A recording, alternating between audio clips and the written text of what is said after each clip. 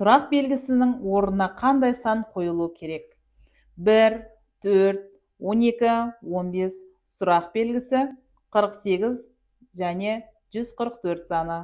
1, 4, 12, 15 сұрақ белгісі 48, 144 деген сандардың арасындағы сұрақ белгісінің орнын табуымыз керек, қандай сан тұрғаны.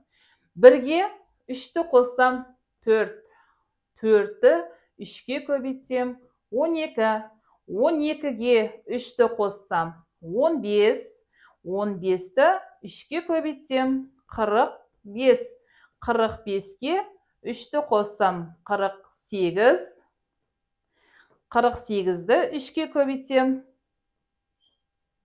144. Белгілі бір заңдылықпен 3-ті қосамыз, көбейтеміз, қосамыз, көбейтеміз, қосамыз, көбейтеміз. Сонда бізде шығып тұр 4, міне 12, 15. Сонда сұрақ белгісінің орнында қандай сан екен?